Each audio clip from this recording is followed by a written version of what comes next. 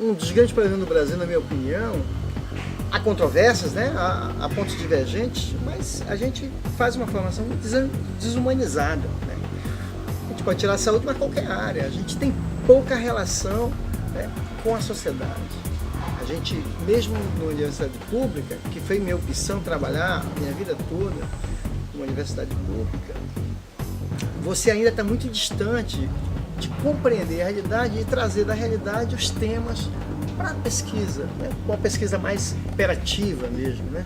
Não é o fato de você fazer uma tese, fazer uma pós-graduação e definir um tema e construir um conceito, que aí eu acho uma grande dificuldade essa ciência, né, dita positivista, esse paradigma que opera, que predomina na academia, de chegar à concepção de um conceito universal, que padroniza, que essa é um pouco, né, um impeditivo de uma região como a Amazônia se valorizar, e você ter a necessidade de construir um conceito operativo local, no contexto, no tempo, no espaço, e a academia não reconhecer isso como, né, porque não é um conceito universal. Então, eu penso que o ideal seria que, nessa construção, a região tropical, a Amazônia, tem um papel estratégico de rever um pouco isso. A gente precisa construir uma ciência amazônica.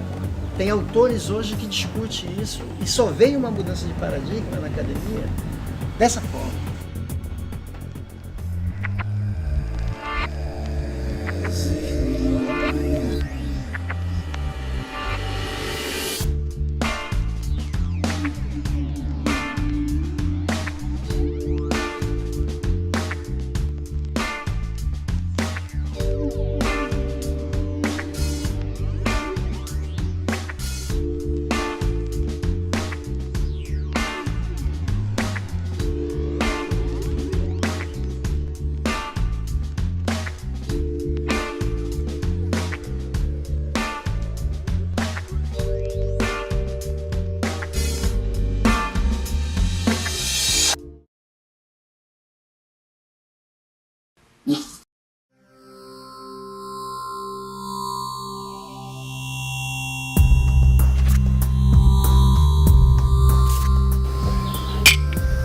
Nossa. Amizade, né, Mauro? Eterna. Nome completo? Luiz Mauro Santos Silva. Quantos anos de profissão já? Profissão, 25 anos. 25 anos, agronomia. Agronomia. Doutor? Agronomia. Doutor e com estágio de pós-doutoral, né? Isso quanto tempo já fora de Manaus, Mauro? Então, eu sou manauara mesmo, né? Nasci aqui. E após a finalização da agronomia, eu saí para o Pará, né? Na verdade, eu fui buscar uma compreensão melhor, sentido para a profissão. E eu já há 23 anos fui para o Pará, né, fazer uma experiência, uma outra perspectiva de agricultura, né? Lógica familiar, agricultura tradicional amazônica, e não voltei mais, né? Aqui em Manaus carece disso, dessa visão, porque eu vejo que o Pará é mais atuante nesse sentido, né? Eu acho que está tudo relacionado com a história de vida, né? Com a história de ocupação do território amazônico, né? Manaus, eu nasci em 67, né? Eu nasci no ano que foi criada a Zona Franca de Manaus. Então, 67 foi um marco histórico importante em Manaus. Manaus deixa de ter essa característica mais amazônica, no sentido mais amplo, né? Da lógica com os rios, com a floresta. Se distancia, é uma capital que se distancia extremamente dos elementos naturais e vive um modelo industrial, né? Urbano industrial. Mal comparando, né, com a Revolução Inglesa, mas a planta de Manaus é a planta de Liverpool. Olha, eu gostei dessa visão, viu? Então a gente viveu um processo dinâmico, né, de construção de um modelo de sociedade urbano industrial e da mesma forma nos afastamos dos elementos naturais porque perderam um pouco de sentido, né, nessa lógica. Em relação ao Pará, o Pará sofreu esses processos, mas muito mais do ponto de vista de extração de matéria-prima, mineral, né, madeira, e uma especulação em torno do desmatamento enorme das grandes empresas. Então o Pará tem uma dinâmica agrária muito forte na sua história, e o Amazonas se impôs uma lógica urbana industrial na minha visão, né, na minha leitura, se impôs um modelo para se preservar todo esse patrimônio da biodiversidade da Amazônia, que o estado da Amazônia é o maior, quando você pega a Amazônia Legal, né? Então, para mim, isso não é coincidência, né? Eu sempre tento fazer uma leitura macro do que se pensa para a Amazônia. Então, a Amazônia vem sendo pensada desde o final do século XIX e não somos nós que estamos pensando na Amazônia. Acho que esse é o grande problema. Desde quando teve, que você fala e cita, né, em 67, onde à época o presidente queria integrar todo o país, tanto que nasce a Transamazônica também. Sim. Eu acho que quase a mesma época, né, Mauro? É esse período. É esse período, né? Tudo surge nesse período. Caio Prado Júnior, que é um grande escritor, tem livros maravilhosos que falam sobre a economia no país, do que a gente já vivia. Você acha assim que a gente carece de ter um pouco daquela visão, não somente da visão de integrar, Sim. daquela forma, onde vieram um monte lá do Paraná e também do Rio Grande do Sul, para cá, tanto que é exemplo lá em Rondônia, né? Ali Vilhena, onde tem grandes plantações, o Cinturão Verde ali em Apuí. Você não acha que tem que se preocupar, principalmente profissionais da sua área, pegar esses profissionais de dentro da academia e começar a colocar nessa época já agora? Tá, eu acho isso importante, né? Mas eu acho que o fundamental também é porque a gente, na formação das ciências agrárias, a gente não tem filosofia, a gente não tem epistemologia e a gente não conhece a história da ocupação da Amazônia, né? Seja porque a maioria das pessoas que acessam a universidade são urbanas, dentro desse modelo de sociedade que se criou. Então, quem está no interior não acessa, é quem tem uma identidade rural, que certamente, naturalmente, teria mais interesse em compreender essa história de ocupação.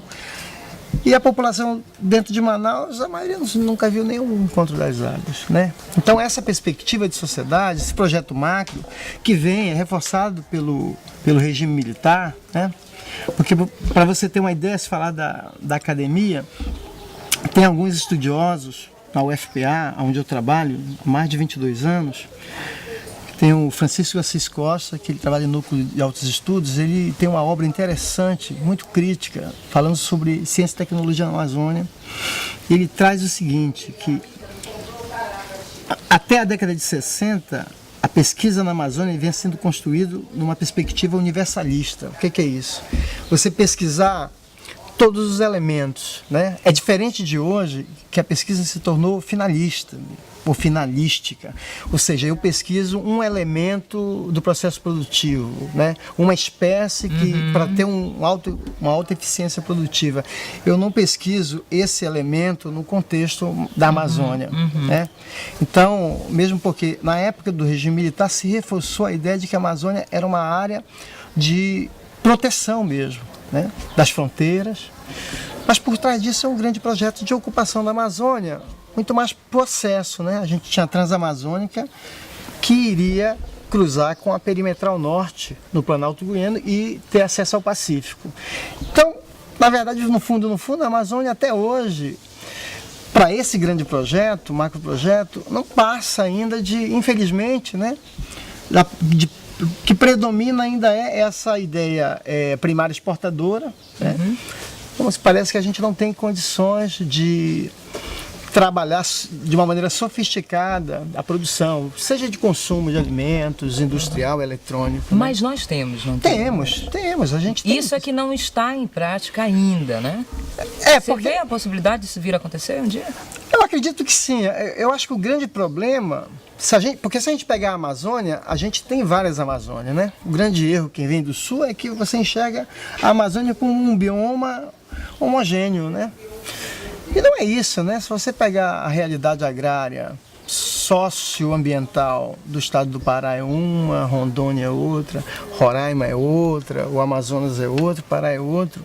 E cada uma vem construindo essas possibilidades de desenvolvimento no contexto mais local, regional, né? Então o Pará, ele tem um processo que o Amazonas a gente não enxerga, ele é muito invisibilizado, de um protagonismo social. Então, o Pará, eu digo Pará porque eu estou há mais de 20 anos trabalhando com uma lógica de agricultura, de produção de alimentos familiar, não é o agronegócio, ou então o modelo de agricultura industrial em escala, né? Porque eu acredito que a gente tem condições de produzir na Amazônia muito, em escala, mas em vez de eu produzir 10 mil hectares, uma pessoa produzir 10 mil hectares de soja ou mandioca, eu posso ter 1.000 famílias produzindo a mesma quantidade, ou 10 mil famílias produzindo a mesma quantidade. Cooperativados, né? Que são aquela agricultura Então, mesmo familiar. É uma lógica de escala diferente, né? Porque essa lógica que é pensada, nunca foi pensada para a região tropical, para o clima tropical. A gente ainda vive uma colonização, e essa colonização ela é, desde o ponto de vista cultural, econômico, até o acadêmico, de que o modelo que funciona é esse modelo único, que a sociedade ela tem que pensar e consumir o que se consome no hemisfério norte, né? E a gente negligencia a nossa capacidade, tanto criativa, cultural, quanto a possibilidade de alimentação diversificada que a Amazônia tem, né? Então você vê, né? O mundo se alimenta hoje de 4 ou 5 espécies de grãos, principalmente, né? A gente sabe o que a Amazônia tem para oferecer em termos de alimentação, né? Mas você pergunta, por que não se pesquisa, né?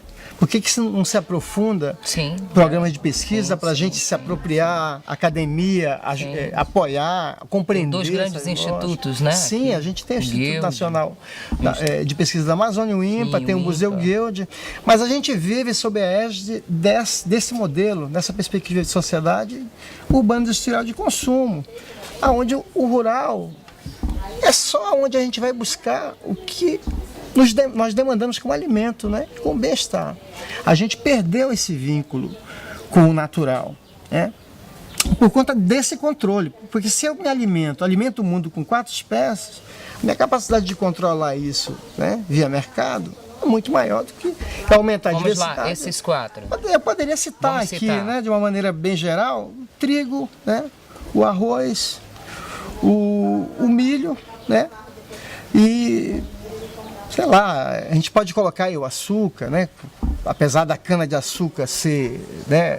A produção não é o grão, né? Mas a gente tem grandes commodities que chama, né? Que são mercadorias onde quem define o preço é o mercado futuro. O agricultor, o empresário que produz, ele não é ele que define esses produtos, né? Ele depende inteiramente dos humores, né? Do mercado. A demanda por alimentos, a gente está numa cidade com mais de 2 milhões de habitantes. Como é que vai estar daqui a 10, 15 anos, né? Vai ter Manaus daqui a um tempo com 15 milhões de habitantes, né? Mas e aí? Quem é que vai produzir?